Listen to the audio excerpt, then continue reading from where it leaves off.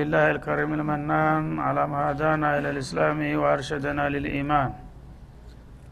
وأنزل هذا القرآن الكريم بالبرهان وأرسل لنا أفضل الرسل بأفصح اللسان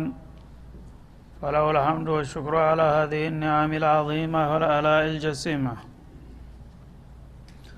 والصلاة والسلام على خير خلق الله وخاتم رسل الله الذي قال ما اجتمع قوم في بيت من بيوت الله يتلون كتاب الله ويتدارسونه فيما بينهم إلا نزلت عليهم السكينة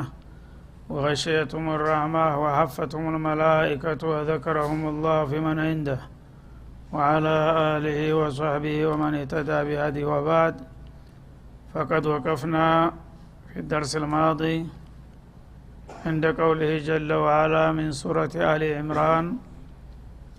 ومن أهل الكتاب من إن تأمنه بقنطار يؤديه إليك ومنهم من إن تأمنه بدينار لا يؤديه إليك إلا ما دمت عليه قائما. الآية فلنبدأ من هنا. أعوذ بالله من الشيطان الرجيم. ومن أهل الكتاب من إن تأمنه بقنطار يؤديه إليك ومنهم من إن تأمنه بدينار لا يؤديه إليك إلا ما دمت عليه قائما ذلك بأنهم قالوا ليس علينا في الأميين سبيل ويقولون على الله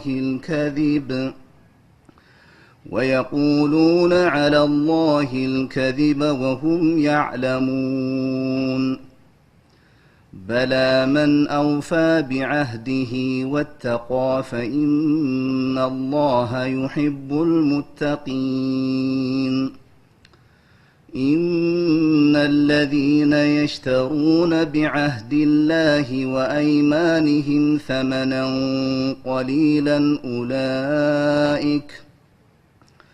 أولئك لا خلاق لهم في الآخرة ولا يكلمهم الله ولا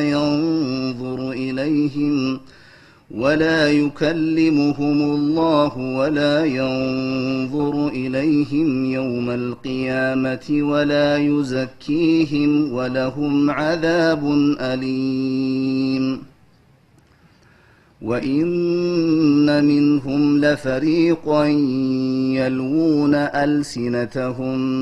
بالكتاب لتحسبوه من الكتاب وما هو من الكتاب ويقولون هو من عند الله وإن منهم لفريقا يلوون ألسنتهم بالكتاب لتحسبوه من الكتاب وما هو من الكتاب ويقولون هو من عند الله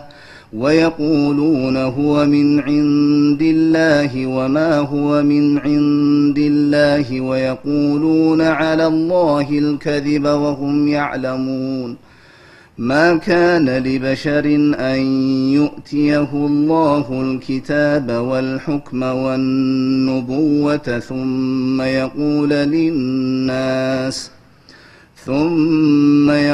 للناس كونوا عبادا لي من دون الله ولكن كونوا ربانيين بما كنتم تعلمون الكتاب وبما كنتم تدرسون. ولا يأمركم أن تتخذوا الملائكة والنبيين أربابا أيأمركم بالكفر بعد إذ أنتم مسلمون. وإذ أخذ الله ميثاق النبيين لما آتيتكم من كتاب وحكمة ثم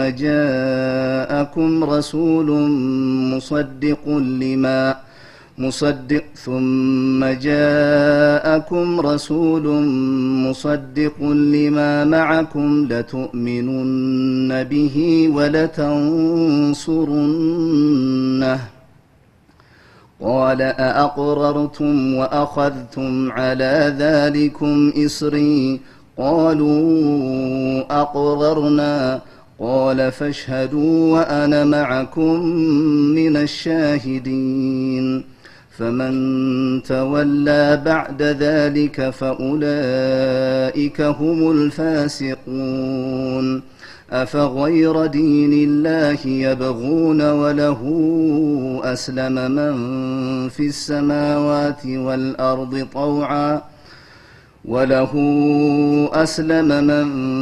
السماوات والأرض طوعا وكرها وإليه يرجعون قل آمنا بالله وما أنزل علينا وما أنزل على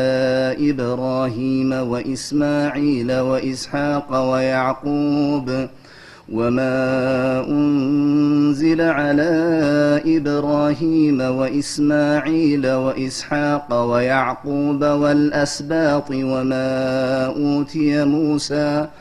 وما أوتي موسى وعيسى والنبيون من ربهم لا نفرق بين أحد منهم ونحن له مسلمون ومن يبتغ غير الإسلام دينا فلن يقبل منه وهو في الآخرة من الخاسرين كيف يهدي الله قوما كفروا بعد إيمانهم وشهدوا أن الرسول حق وجاءهم البينات والله لا يهدي القوم الظالمين أولئك جزاؤهم أن عليهم لعنة الله والملائكة والناس أجمعين خالدين فيها لا يخفف عنهم العذاب ولا هم ينظرون إلا الذين تابوا من بعد ذلك وأصلحوا فإن الله غفور رحيم إن الذين كفروا بعد إيمانهم ثم ازدادوا كفرا لن تقبل توبتهم وأولئك هم الضالون إن الذين كفروا وماتوا وهم كفار فلن يقبل من أحدهم ملء الأرض ذهبا ولو افتدى به أولئك لهم عذاب أليم وما لهم من ناصرين أعوذ بالله السميع العليم من الشيطان الرجيم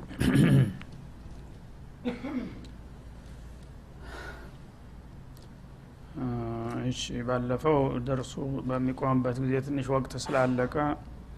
ፈጠን ብለን በትርጉም ብቻ ያጠቃለልናቸው ሁለት አያቶች ነበሩና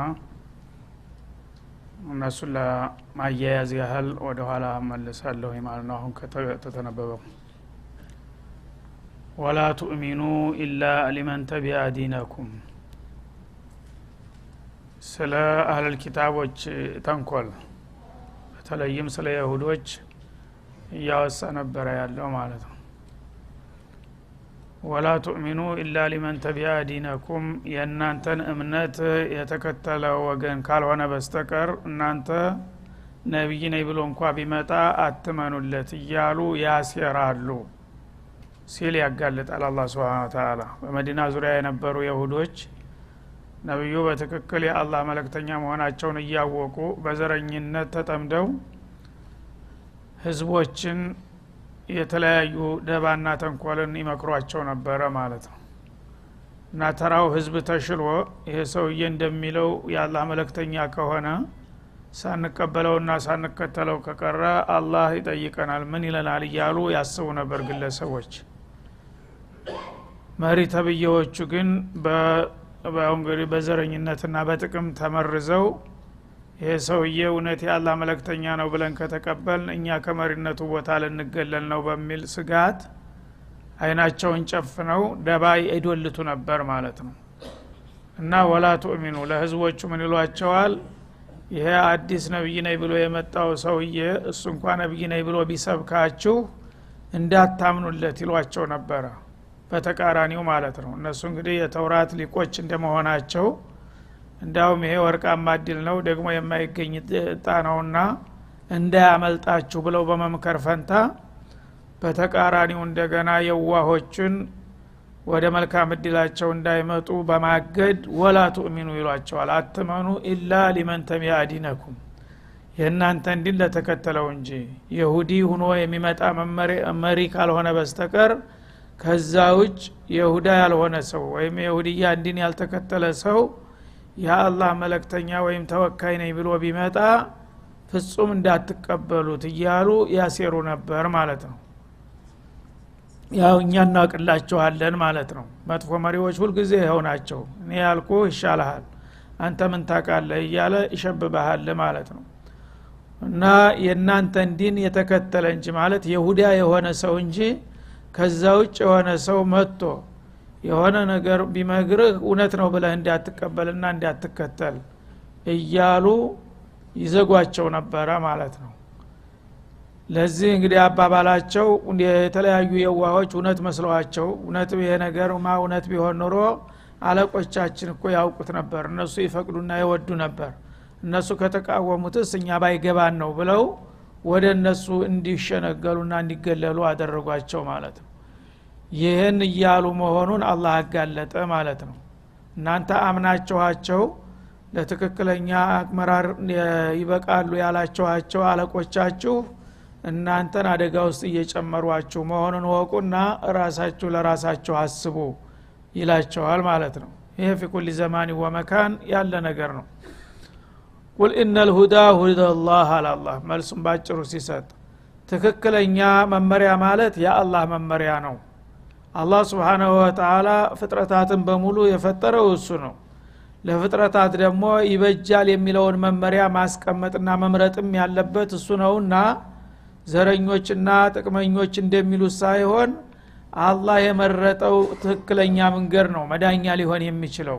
ስለዚህ እኔ ትክክለኛውን አማራጭ ልኬላችኋለሁ በማንኛውም ተንኮለኛና ሴረኛ እየታታላችሁ እድላችሁን እንዳታሳልፉ የአላህ መመሪያ ነው በዚህ ሰውዬ በኩል የመጣላችሁ ሲል ያስጠነቅቃል ማለት ነው አዩታ አሃዱን ሚስለማ ኡቲቱም ይላሉ ቁል ኢነል ሁዳ ሁደላህ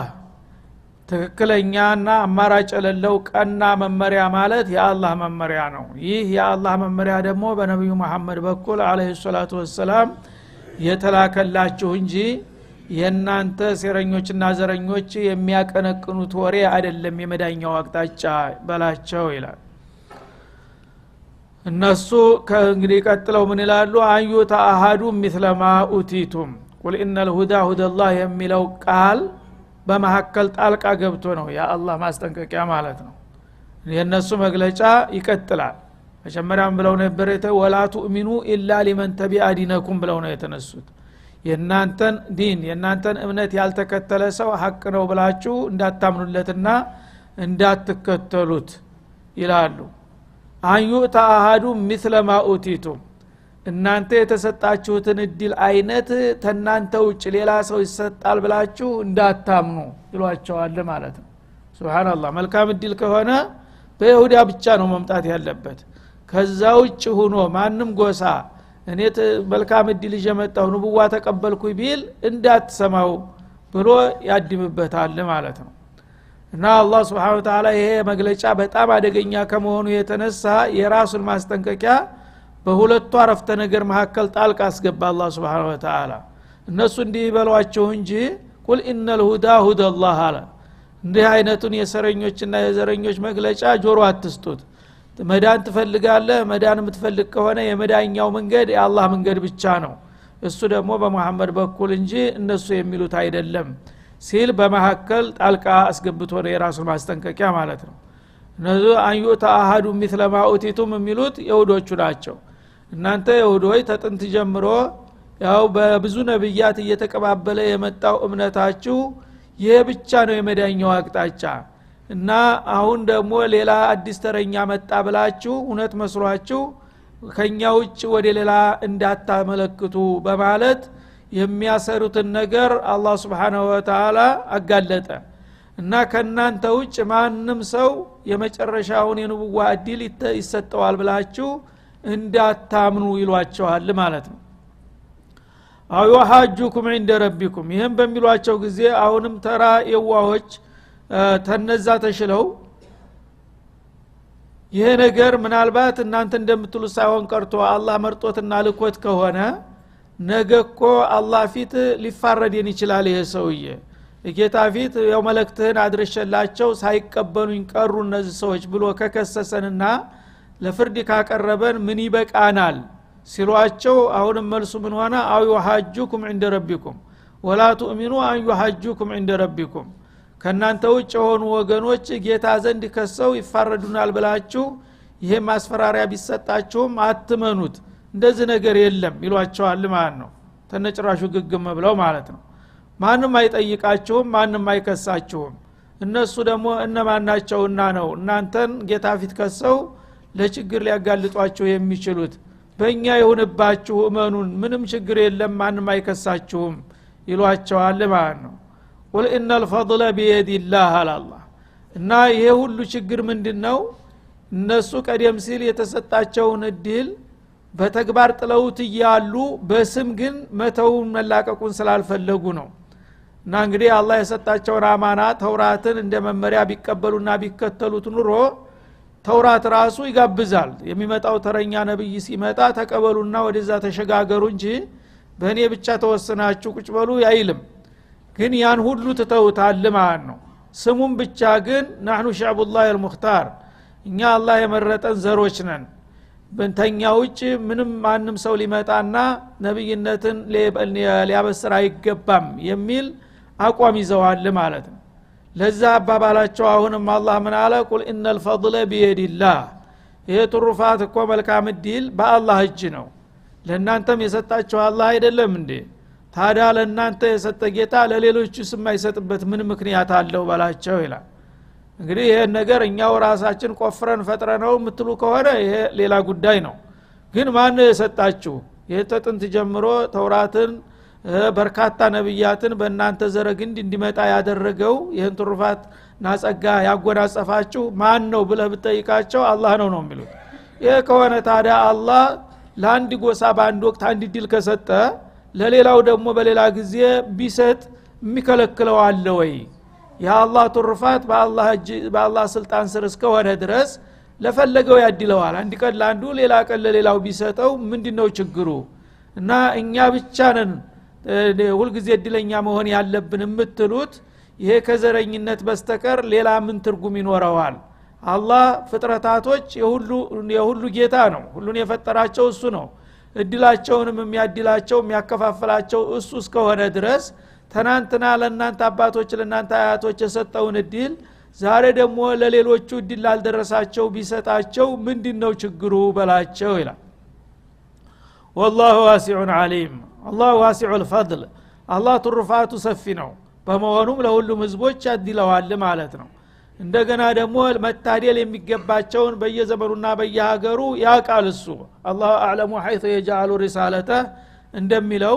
በአንድ ዘር ብቻ ላይ ሁሉ ጊዜ አያዘንብም ማለት ነው ለአንዱ የፈለገውን ይሰጠዋል በሌላ ጊዜ ደግሞ ለሌላው እገል የሚገባዋል ብሎ የሚያቀውን እድል ይሰጠዋል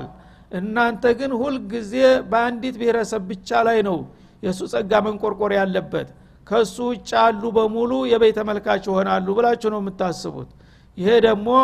የአቂሎች አስተሳሰብ አይደለም፣ ሰብአዊ አስተሳሰብም አይደለም። ሰው ሁሉ ጊዜ አንዱ ብቻ መብላት አለበት ሌላው ጦም ማደር አለበት ብሎ ማሰብ አይገባ። አንዱ ብቻ ባለስልጣን ሆኖ ዘር መንዝሩ ውስጥ ተዘላለም መቀጠል አለበት፣ ሌላው ሁሉ ጊዜ ተገዥና ታዛዥ መሆን አለበት ማለት የጤናማ አእምሮ አስተሳሰብ ሊሆን አይችልም፣ እንኳን በአላህ ሚዛን ይቅርና ማለት ነው። እንግዲያውስ ሁሉም የአላህ ፍጡር እስከሆኑ ድረስ ሁሉም እድል ይደርሳቸዋል። ለአንዱ በአንድ ወቅት ተሰጠው ለምን ሰጠው አይባልም። ሌላው ደግሞ በተራው ተመጣ፣ ያም ደግሞ አንተም የጌታ ባሪያ ነህና የጌታን ጸጋ ብታገኝ ምን ችግር አለ ማለት እንጂ ሁሉ ጊዜ አንዱ ወገን ብቻ ሙጭኝ ብሎ ከኔ ውጭ ያለው አፈሪ ብላ የሚባል ነገር ይሄ ተቀባይነት የለውም። ይህ ነውና ይሁዶችን የመረዛቸውና ዓለምን እንደዚህ ሁሉ ጊዜ የሚያመሳክሉት ይሄንን ወቁና ተጠንቀቁ ነው የሚለው አላህ አበክሮ። ዛሬ ያለው ጥንቅጥ ሁሉ ከመምጣቱ በፊት ተናንተና ይሻላል በተባለበት ጊዜ ነብዩ ባሉበት ጊዜ አለይሂ ሰላቱ ወሰለም እንደዚህ ነበረ የነዚህ ሰዎች አቋም ማለት ነው። ዛሬማ ከዛ በብዙ ጥፍ የጨመረ ነው ተንኮላቸው ማለት ነው። እና ይሄንን እንድናውቅና ሁሉ ጊዜ በጌታ መመሪያ የነሱን ተንኮል መከላከል እንድንችል ነበረ ይሄ መመሪያ የወረደልን። ግን እንዳለመታደል ሆኖ እኛም እየተንሸራተትን ሄደን ከነሱ ግርስር ወድቀን መመሪያውም ተረስቷል ተትቷል ማለት ነው። አላህ ግን ሁሉ ጊዜ ይሄ ኪታብ እስካለ ድረስ እናንተ ሁሉ ጊዜ ክብራችሁን አታጡም ነበረ ያለን። ኪታቡንም ጣልን ተመቸናቸው፣ አሁን እንደፈለጉ ይነዱናል ማለት ነው። يختص برحمته من يشاء እና አላህ Subhanahu Wa Ta'ala በጸጋው የፈለገውን ይመርጣል አለ። ይሄ እንግዲህ ማንንም ሰው ሊከራከር ሊጠራጠር የማይገባው ጉዳይ ነው። የዓለም ባለቤት ፈጣሪ አንድ አላህ እስከሆነ ድረስ በገዛ ግዛቱ ሰማይም ምድርም ባህርም የብስም ምስራቁም ምዕራቡም የሱ እስከሆነ ድረስ ከጸጋው የፈለገውን ለፈለገው ያድላል ነው የሚለው። እና ተናንተና ለይሁዳ እድል ሰጥቶ ከሆነ ቀጥሎ ደግሞ ለነሷራው ሰጠ ማለት ነው። ቀጥሎ ደግሞ ለሙስሊሞቹ ሰጠ። ይሄ ምንድነው ችግሩ? ሁሉም ደግሞ የአደም ልጆች ናቸው። በዘረግ እንዲከታየ ጥቁሩ ብትለው ነጩ ብትለው ምስራቁ ምዕራቡ የሚለያይበት ምክንያት የለም። ስለዚህ አንድ ቀን ለአንዱ የሰጠው እድል በሌላ ቀን ደግሞ ለሌላው ቢያዛውረው ምንድነው ችግሩ? አንዱ ሁሉ ጊዜ ሙጭኝ ብሎ ከዛ ውጭ ያለው ሁሉ ዋጋ ቢስ ነው የሚልበት ምክንያት ሊኖር አይገባውም። ይሄን የሚሉ ተንኮለኞችና ዘረኞች ናቸውና ወቋቸውና ተጠንቅቋቸው ነው የሚለው አላህ Subhanahu Wa Ta'ala። والله ذو الفضل العظيم አላህ ደግሞ የታላቅ ትሩፋት ባለቤት ነው። ትሩፋቱ ጠባብ አይደለም፣ ለአንድ ወገን ብቻ አስተናግዶ ሌላውን የሚረሳ ሳይሆን ሁሉንም የሚያካትት ነውና ሁሉንም በየተራው በሰጣሁት ጊዜ አመስግኖ መቀበል፣ በነፈኩት ጊዜ ደግሞ መቆጣትና ማኩረፍ፣ በሌሎቹ ላይ የበላይነትን ማሳየት፣ ችግር መፍጠር አይገባውም ነው የሚለው። ግን ይሄንን እንግዲህ የማይዋጥላቸውና የማይጥማቸው አሁንም እየቀጠሉበት ነው። ሙስሊሞች ደግሞ የጌታቸውን መመሪያ ቢቀበሉና ቢከተሉ ኑሮ መፍትያቸው ቅርብ በሆነ ነበር ማለት ነው። هذا وصلى الله وسلم على